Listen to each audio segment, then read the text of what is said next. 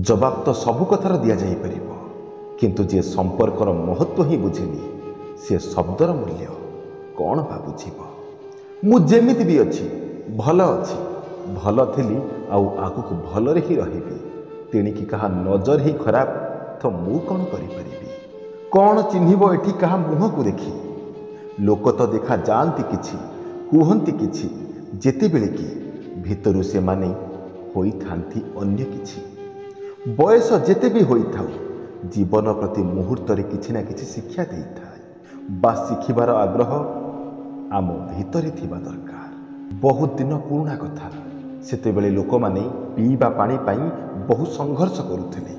जने चषा पुओ तार बिल पाखरे थिबा कूओरु सबुदिन दुईटी माठियारी पीवा उपयोगी पानी संग्रह करी ता कांधरे लदी घर को आणे। दुईटी माठिया भितर गोटे माठिया कणा थिला। दिने भल माठियाटी खराब माठिया को ताच्छल्य करी कहिला, तू बहुत बेकार, तो पाई बिचरा चाषी पुओ भारी कष्ट पाउछि। कूओरु पानी आनी आम दुहींक ओजन को भारी जत्न रे घर को नेउछि, हेले तो ठारी कणा थिबारु तार परिश्रम व्यर्थ हो जाउछि। तू पड़िकी भांगी जिबा कथा। एसबु शुणी कणा माठिया उदास हो गला। सी कांदिबा को लागिला। चषा पुओ से कणा माठिया को पचारिला, तोर कौन होइछि, तू कांदुछु काहीकि? कणा माठियाटी कहिला, मते क्षमा करि दियो, मो देहरे कणा थिबारु तुमर परिश्रम व्यर्थ हो जाउछि। चषा पुओ कहिला, ओ एई कथा, तुमे उदास हुओनी। काली तुमे जानी पारिबो तुमे कणा हेबा एवं मु तुमको लदिकी असफल परिश्रम करिबा पछरे प्रकृतरे कारणटी कौन। ता परदिन चषा पुओ माठिया को आनी घरे रखिला एवं कणा माठिया को पचारिला, अच्छा कुह तुमे रास्ता कौन देखिल? माठिया कहिला, किछि नाही, सबुदिन परी सही समान रास्ता एवं रास्ता कड़े सही समान फूल गछ। चषा पुओ कहिला, ए दुनिया रे जहा भी घटे प्रत्येक घटना पछरे भगवानकर किछि ना किछि उद्देश्य लुचिकी रही थाए। मु मध्य प्रथमे प्रथमे तुम उपरे विरक्त हेउथिली, किंतु जेबे ऊपर मानक योजना को जानी पारली सेते बेले मु तुम पाई खुशी हेली। रास्ता कड़े अनेक फूल गछ जो माने आज तुम पाई बंचिकी अछंती। मोर चपल अछि सेथि पाई मु सहजरे चली पाउछि, किंतु आम गाँर किछि चाषी माने अछंती जाहांको पाखरे चपल नाही। एही ग्रीष्म दिनर सूर्यंक उताप को मुंडे तो सहिबा कष्ट, तापर जदि पाद को कष्ट हुए तेबे चालिकी घरे पहुँचवा अधिक कष्ट होइजिवो। तुम माठियार कणारू पड़ुथिबा किछि पानी सेही गछ मूଳରେ पड़े, आउ किछि पानी सेही रास्ता उपरे पड़ी रास्ताटी शीतल रखे। एबे कुह, तुम पाई मु खुशी हेबा उचित ना दुखी हेबा उचित? भगवान समस्त को सब किछि देई नाहंती। काहाको धन देइछंती तो काहाको शांति देई नाहंती, काहाको बल देइछंती तो काहाको बुद्धि देई नाहंती, काहाको शांति देइछंती हेले धन देई नाहंती। सेथि पई तो किछि लोक आलू चकटा आउ पखाळ भातरे भी खुशी होई जानती, तो आउ काहाको 52 भजा 53 तियन रे भी सुवाद मिलेनी। भगवान केबे कहार अमंगल पांचंती नाही बा साधारण मनुष्य तांकर योजना को बुझी पारे नाही। निजर अभाव को स्वभाव न करी निजर अभाव को अस्त्र रूपे व्यवहार कर। जेपरि तुम भीतर थिबा अभाव ही तुम सफलतार कारण साजिब। समस्तक भितरे किछि ना किछि दुर्बलता लुचिकी थाए। ताकू जदि नकारात्मक विचार रे देखिबा तेबे ताहा नकारात्मक फल देबो, आउ जदि ताकू सकारात्मक विचार रे देखिबा तेबे ताहा सकारात्मक फल देबो। सब किछि विचार खेल। विचार शुद्ध एवं सकारात्मक रखंतु सबकिछि शुभ ही हेब। दिने जड़े दोषी को फांसी दंड मिलबार थाए।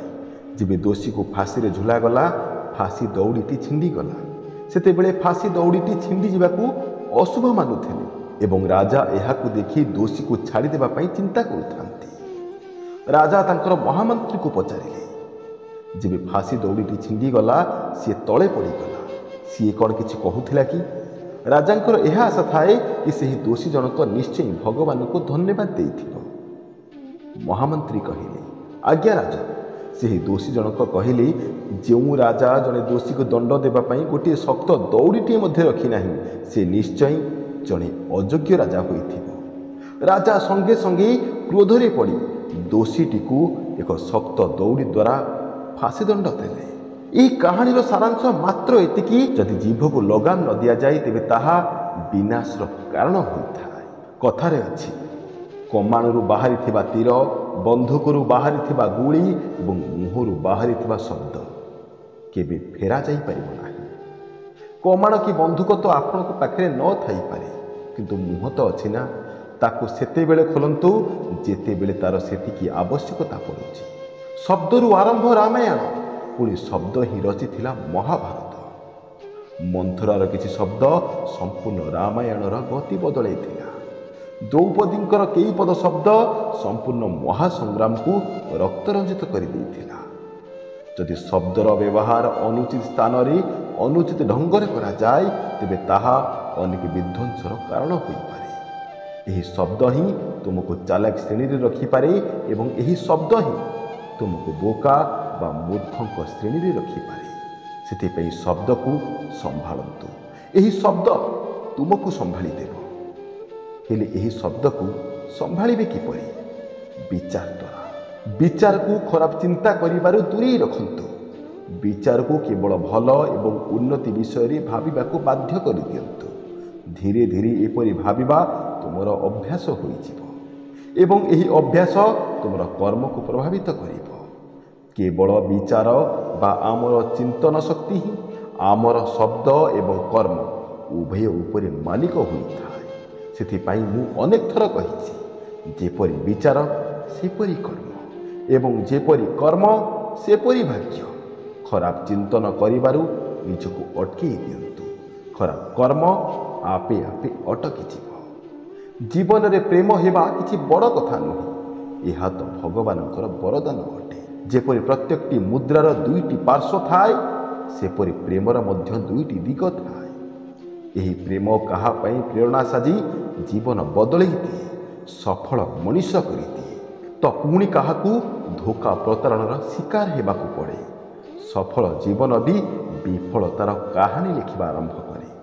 ପ୍ରେମ କରିବ କିନ୍ତୁ ବିଶ୍ୱାସ ନ କରିବ ତେବେ ତାହା ପ୍ରେମ ନୁହେଁ। କିନ୍ତୁ ଯଦି କାହାକୁ ସାରା ଜୀବନ ପାଇଁ ନିଜର କରିବାକୁ ଇଚ୍ଛା, ନିଜର ସବୁ ଆଶା ଭରସା ଜଣକୁ କରିବାର ଇଚ୍ଛା, ସବୁ ସ୍ୱପ୍ନ ତାଙ୍କ ସହ ଦେଖିବାକୁ ଇଚ୍ଛା, ତେବେ ଟିକେ ପରୀକ୍ଷା ବି କୌଣସି ବଡ଼ ପାପ ନୁହେଁ। ମୁଁ କହୁନି କି ତାଙ୍କୁ ଅବିଶ୍ୱାସ କରିବା ପାଇଁ, କିନ୍ତୁ ହଁ, ପ୍ରେମ କରିବା ଆଗରୁ ତାଙ୍କ ବିଷୟରେ ଟିକେ ଜାଣିନେବା ଉଚିତ। ସିଏ ତୁମକୁ ସତରେ ଭଲ ପାଉଛନ୍ତି କି ନାହିଁ, ଏହା ଟିକେ ପରଖି ନେଲେ ଏମିତି ବି କିଛି ପାପ ହୋଇଯିବ ନାହିଁ। କ'ଣ ଆପଣ ତାକୁ ଯେତିକି ଭଲ ପାଉଛନ୍ତି ସିଏ ସେତିକି ଆପଣଙ୍କୁ ଭଲ ପାଉଛନ୍ତି ତ? ଏତିକି ନିଶ୍ଚୟ ବୁଝିଯାଆନ୍ତୁ, ନହେଲେ ସାରା ଜୀବନ ଯାକ ଆପଣଙ୍କୁ କେବଳ ପଶ୍ଚାତାପର ନିଆଁରେ ଜଳିବାକୁ ପଡ଼ିପାରେ। ଏହି ଦୁଇଟି ସଂକେତରୁ ଜାଣିଯାଆନ୍ତୁ କି ଆପଣ ଯାହାକୁ ଚାହୁଁଛନ୍ତି ସିଏ ବି ଆପଣଙ୍କ ବିଷୟରେ ଭାବୁଛନ୍ତି। ପ୍ରଥମ ସଂକେତ, ତାଙ୍କର ବାରମ୍ବାର ଫୋନ୍ ଆସିବ ଏବଂ ସେ ଅନେକ ବାହାନା କରି କଥାକୁ ଲମ୍ବେଇବାକୁ ଚେଷ୍ଟା କରିବ। ଦ୍ୱିତୀୟ, ତାଙ୍କ ବିଷୟରେ ଦିନଯାକ କିଛି ବି ନ ଭାବି ମଧ୍ୟ ଯଦି ସେ ସ୍ୱପ୍ନରେ ଆସନ୍ତି ତେବେ ସାଇକୋଲୋଜିକାଲ ସାଇନ୍ ହିସାବରେ ସେ ନିଶ୍ଚୟ ଆପଣଙ୍କ ବିଷୟରେ ହିଁ ଭାବୁଛନ୍ତି। ତେବେ ଦର୍ଶକ ବନ୍ଧୁ, ଆଜି ପାଇଁ ଏତିକି। ଭଲରେ ରୁହନ୍ତୁ, ନିଜର ଯତ୍ନ ନିଅନ୍ତୁ। ପୁଣି ଦେଖା ହେବ କିଛି ନୂଆ ବିଚାର ଏବଂ କିଛି ନୂଆ ବାର୍ତ୍ତାକୁ ନେଇ। ସେହି ପର୍ଯ୍ୟନ୍ତ ଜୟ ଜଗନ୍ନାଥ, ଜୟ ଶ୍ରୀକୃଷ୍ଣ। ଧନ୍ୟବାଦ।